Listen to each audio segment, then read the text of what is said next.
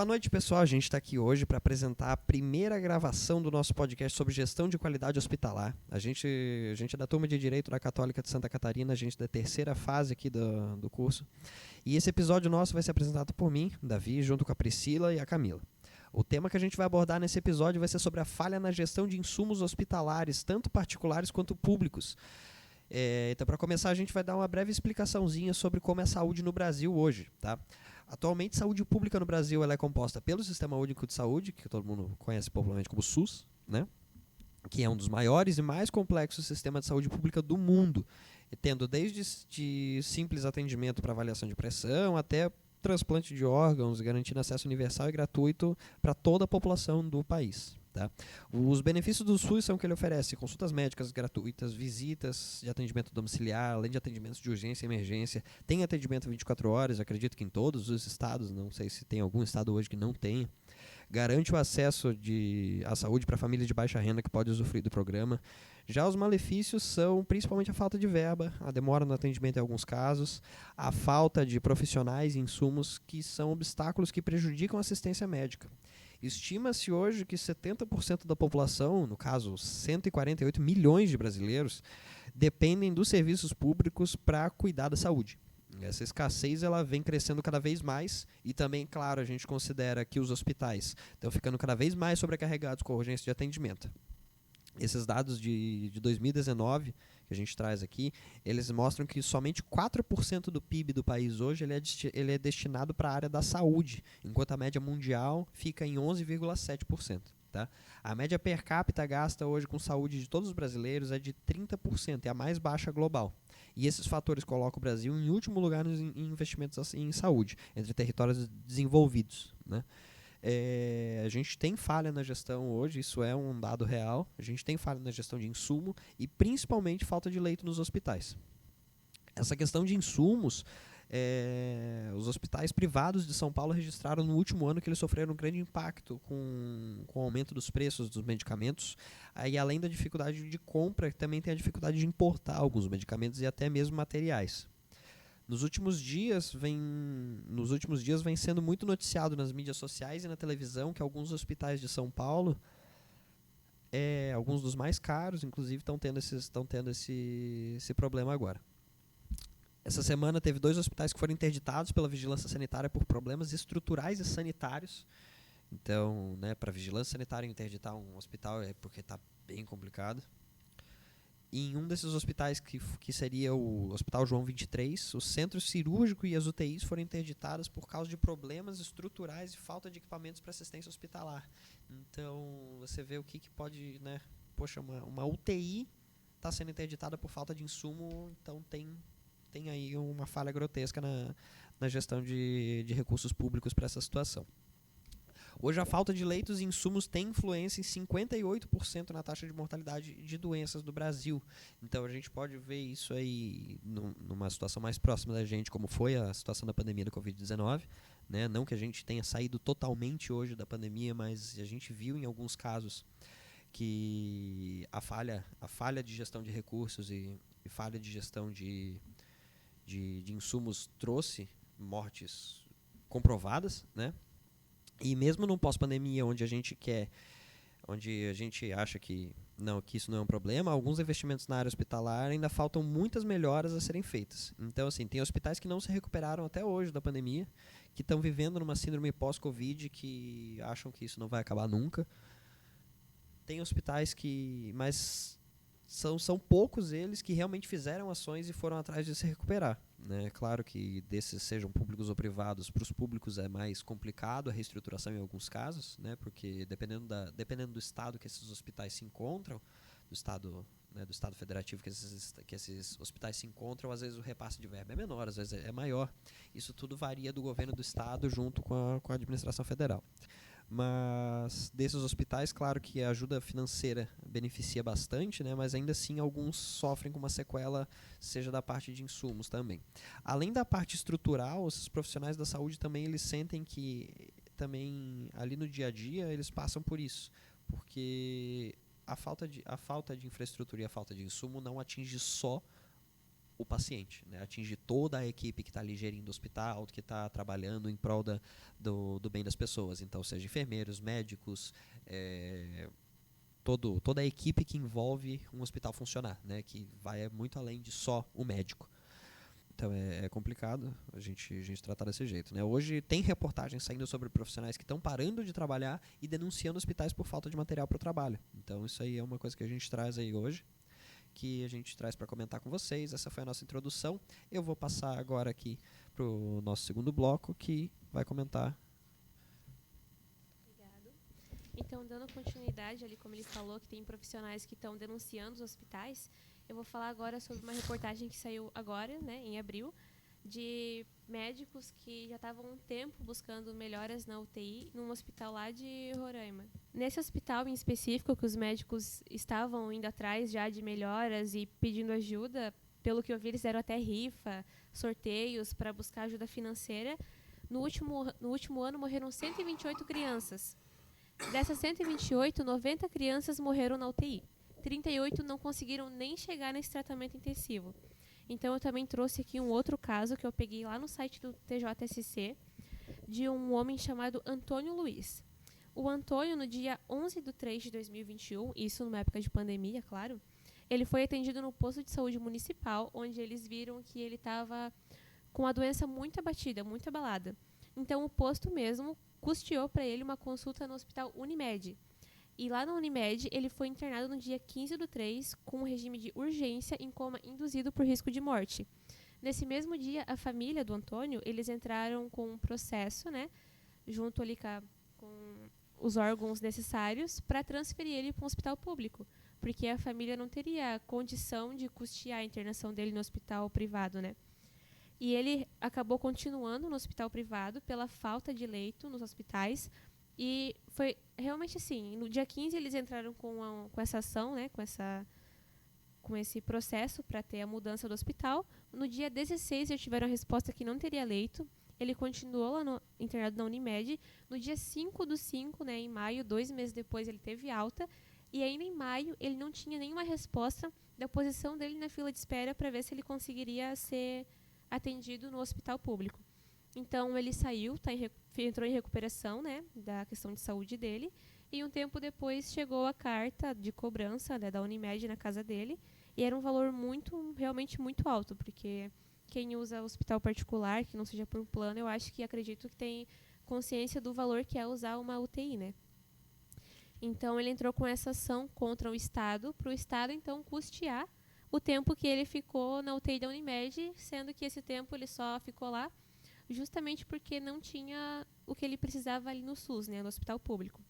Então, eu até separei aqui um artigo da nossa Constituição que o advogado dele estava usando nessa ação, que é o artigo 196. A saúde é direito de todos e dever do Estado, garantido mediante políticas sociais e econômicas que visem a redução do risco de doenças e de outros agravos e ao acesso universal e igualitário às ações e serviços para sua promoção, proteção e recuperação. Então, eu acho que é muito triste assim a questão de tu precisar usar a saúde que o Estado em si tem que te prover, né? Tu tem que ter esse auxílio que muitas vezes a gente procura. Eu, no caso, já não preciso mais usar os hospitais públicos, mas usei por muito tempo. Hoje eu tenho plano de saúde que agiliza em muita coisa. Então, agora que eu falei para vocês, né, sobre essas reportagens, eu vou passar para a Priscila, que ela vai falar uma pesquisa que a gente andou fazendo nesses últimos dias. Então, boa noite. A gente fez uma pesquisa ali, né, para tentar entender um pouco o que as pessoas achavam sobre esse tema. A gente fez ali no Instagram. E a enquete falava assim sobre os problemas gerais dos hospitais, tanto como remédios, atendimentos, o tempo de espera e cirurgias, e em relação ao cenário do pré e o pós-Covid. E o resultado foi o seguinte: 31% acharam que os serviços dos hospitais pioraram pós-pandemia. Tivemos relatos de demoras significativas para realizar cirurgias, tanto no privado quanto no público. Mas reclamaram principalmente sobre a falta de insumos e a falta de coisas básicas que um hospital deveria ter. Tivemos vários comentários de como ainda temos casos do Covid, né? E também agora da dengue, que aumentou bastante. e de viroses, que deveriam ter ali abastecido, né, ter um atendimento redobrado quanto a isso, devido ao quadro que a gente enfrentou ali, né, do Covid. E 20% votaram que os serviços melhoraram pós-pandemia. A maioria dos comentários positivos foi em favor da higienização, o cuidado maior com os pacientes e a evolução dos métodos do tratamento. E 49% falaram que continua a mesma coisa de sempre. Essas pessoas que participaram da pesquisa, 40% vai em hospitais públicos e 28% em privados. E 32% utilizam um pouco de cada, dependendo da situação. Então, pessoal, agora aqui cortando para o próximo bloco, a gente vai trazer o áudio do nosso convidado. Por questões logísticas, a gente preferiu que fizesse desse jeito. Para ele ficava meio complicado ele se deslocar até aqui Joinville. Então, eu vou apresentar para vocês o enfermeiro Patrick Schneider. Ele é enfermeiro há 6 anos, especialista em gestão de serviços de saúde, mestrando em gerenciamento de enfermagem pela Escola de Enfermagem da Universidade de São Paulo, enfermeiro e coordenador de transplantes em hospital privado, que a gente não pode comentar o nome aqui por questões de merchandising, em São Paulo. A primeira fragilidade é o contingente, o número, o cálculo que a gente faz para profissionais capacitados para atenderem as populações. A gente tem grandes centros, ou seja, cidades, capitais e regiões mais metropolitanas, onde a gente tem um número gigantesco de profissionais, e outras regiões que têm pouquíssimos, e isso é muito desproporcional. Ou seja, eu não tenho só equipamentos e insumos faltando, eu tenho recursos humanos qualificados em baixa quantidade ou com uma má distribuição, na verdade, adequada e de forma equânime pelo território brasileiro. Outra fragilidade que a gente tem é a forma de pagamento para esses serviços que prestam assistência ao SUS, que esse pagamento acontece por meio de algo que a gente chama de tabela SUS. Essa tabela SUS é uma tabela que ela tem a descrição dos procedimentos que são realizados e quanto que os serviços deles vão receber por esses procedimentos. Essa tabela ela não é atualizada há mais de 10 anos. A gente tem algumas propostas correndo em Câmara para poder atualizar essa tabela, mas a gente não tem um pagamento adequado dos recursos ou dos procedimentos, considerando toda a variação, inflação e essa mudança temporal que a gente teve, que fez com que os procedimentos e os materiais se tornassem mais caros. Existem algumas estatísticas que mostram pra gente que essa depreciação, esse processo em que a tabela SUS não acompanhou a realidade do Brasil, ela chega aí uma atualização em alguns itens que chegam a mais de 3.000%. Ou seja, enquanto alguns hospitais que prestam serviço público ao sistema de saúde fazem uma cirurgia e recebem R$300 por essa cirurgia, hospitais privados fazem o mesmo procedimento e recebem 10, 15, 20 mil reais pelo mesmo procedimento. O que gera uma diferença gigantesca de arrecadação de recursos pelos hospitais públicos e privados. E, consequentemente, esses hospitais privados acabam tendo um privilégio diferenciado de ter mais recursos, logo conseguem investir em mais equipamentos, em mais materiais, porque justamente querem melhorar a sua qualidade e atrair mais clientes, mais pacientes, para que eles consigam, assim, gerar mais renda de forma contínua.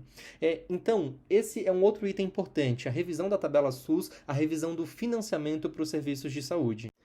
Dentro do sistema público, isso não fica... A dificuldade da tabela SUS não é o único desafio. A gente tem também os serviços onde eles são exclusivamente públicos e que a modalidade de contratação de serviços, a modalidade de contratação, de compra de equipamentos e insumos, ela às vezes é fragilizada. A gente faz isso por meio de licitações, por meio de pregões que são muito bem definidos e que são estratégias necessárias para fazê-lo, mas que ainda faltam estratégias para bloquear isso, com que a gente consiga fazer a compra de materiais e equipamentos considerando qualidade, mas também preço. E hoje a gente olha exclusivamente o preço, o que faz com que a gente adquira materiais de má qualidade, prestando uma má assistência ao paciente e, por vezes, inclusive, uma assistência que gere algum tipo de risco para esse paciente. Não é raro a gente ir em algumas cidades, algumas regiões, em que a gente encontre pacientes que precisam de uma unidade de terapia intensiva e não tem leito e acabam ficando num pronto-socorro, numa unidade de internação, que precisam de equipamentos para serem melhor cuidados, melhor assistidos, e isso não existe, ou está indisponível. Então, além de a gente olhar para a atenção básica, fortalecer as políticas de saúde e atenção básica, para que a atenção básica, de uma forma menos custosa, custosa, porque ela tem menos densidade tecnológica, logo ela é mais barata, e para que ela consiga suprir essa necessidade da população, impedindo que esse paciente ele gere ou adquira doenças crônicas e complicações ao longo da vida, além de também avaliar a tabela SUS, a gente precisa muito pensar nesse suporte aos pequenos municípios ou aos municípios que têm uma demanda de atendimento extremamente grande.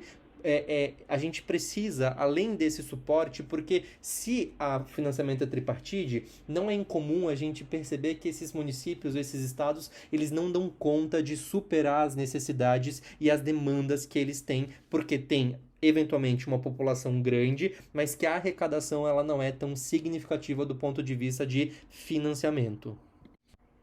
A pandemia da Covid-19, por sua vez, ela veio para escancarar isso. A gente sempre teve problemas de má distribuição de insumos, de recursos no Brasil, mas a pandemia trouxe isso muito à tona, porque a gente teve a mesma quantidade de recursos de sempre, mas uma demanda absurda de profissionais.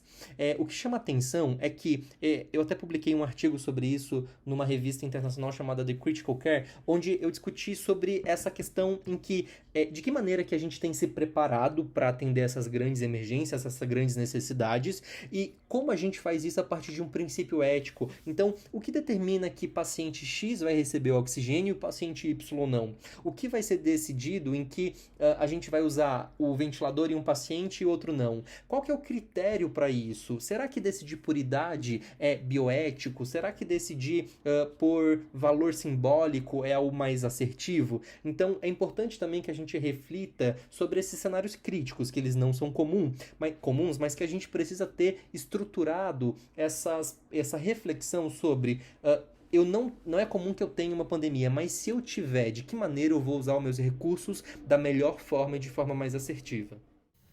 Então, pessoal, esse foi o nosso convidado, aí, o áudio do enfermeiro Patrick Schneider. A gente vai encerrar hoje por aqui, porque a gente está estourando o nosso tempo, mas nossas considerações sobre essa grande contribuição do nosso amigo Patrick a gente vai deixar para o próximo episódio, então não deixem de seguir a gente no Instagram, @podeouvir.podcast, e principalmente não deixe de seguir e tomar ciência aqui do projeto Observatório Católica de Cidadania. Sigam a gente nas redes sociais, no Spotify, Observatório Católica de Cidadania, no YouTube e no Instagram, @Observatório Católica de Cidadania. Obrigado, boa noite para vocês, bom dia, boa tarde, seja lá quando vocês estejam ouvindo isso. E até a próxima.